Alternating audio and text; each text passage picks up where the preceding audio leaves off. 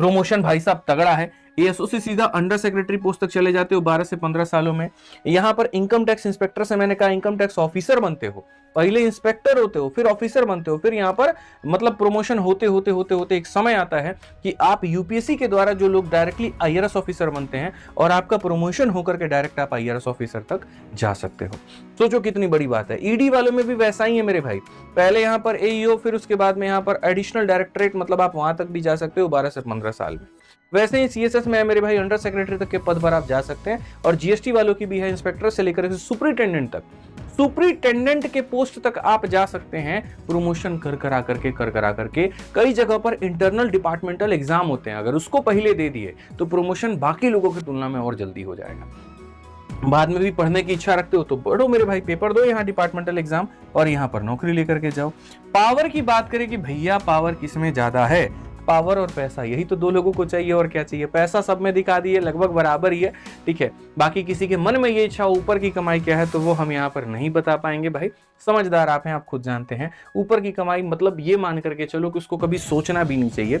जो आपकी मेरे भाई ईमान की कमाई है वो सबसे बड़ी कमाई है, वही फलती है फूलती है, वही आगे बढ़ती है, ठीक है। तो आप उसी के ऊपर में ध्यान दो तो ज्यादा अच्छा है। पावर की बात करें तो जाहिर सी बात है, अगर आप विदेश मंत्रालय में हैं तो अभी आप एस जयशंकर जी का भौकाल देख ही रहे हैं, एकदम पाकिस्तान में इसे काला चश्मा पहन करके एकदम चलते हैं, मतलब वो रौब दिखा रहे होते हैं अपना, ये देखो हम आया। फिर बाद में 3 महीना बाद मिसाइल भी भेज देते हैं वहां पे, ठीक है। तो वो रौब है भैया यहाँ पर विदेश मंत्रालय वालों का, खतरनाक है। इनकम टैक्स इंस्पेक्टर वालों की बात करें, अब थोड़ा बेचारों का भौकाल जो है वो कम हो गया है, क्योंकि पेपर वो हो गया, मतलब यहाँ पहले क्या होता था, आप जिसके ऊपर में रेड मार रहे हो या जिसके ऊपर का पूरा जांच इंक्वायरी कर रहे हो उसका पूरा डिटेल है। अब यहाँ पर क्या है, डिटेल आपके पास में नहीं है, ठीक है। फेसलेस काम यहाँ हो गया तो बड़ी दिक्कत थोड़ी सी भाई लोगों को हो जाती है, पर ठीक है, फिर भी इनकम टैक्स में है तो अपने आप में काफी है, बोलो तो यहाँ भौकाल अपना बना रहता है। ईडी तो भैया बीजेपी गवर्नमेंट आने के बाद में अलग ही पावर में चल रही है।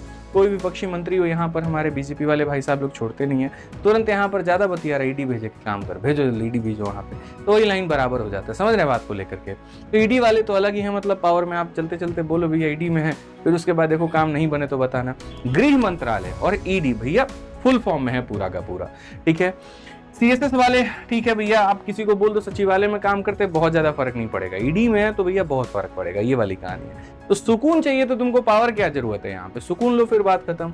और जिसको सुकून नहीं चाहिए वो पावर लेगा ना जी। आप सोच रहे दोनों हाथों में लड्डू मिले, पॉसिबल ही नहीं है, ठीक है। जीएसटी वालों का क्या कहानी है, तो दोनों तरह का काम होता है। वर्क प्रोफाइल मतलब यहाँ पर डेस्क जॉब भी है और रेड वाला भी है। ज्यादा अगर मतलब टिडिंग मिडिंग बतियाओगे वहां पे तो फिर वही रेडी कंडक्ट होगा तुम्हारे यहाँ, क्योंकि जीएसटी की चोरी आजकल भारत में बहुत हो रही है, ठीक है। और इसको लेकर के यहाँ पर जो है डिपार्टमेंट काफी एक्टिव है, ठीक है। भारत में भर्तियां भी जब से जीएसटी लागू हुआ है ना तो इसकी भर्ती अलग ही आती है, 1700 वैकेंसी, 1600 वैकेंसी, 1200 वैकेंसी, इस तरीके से कर करके।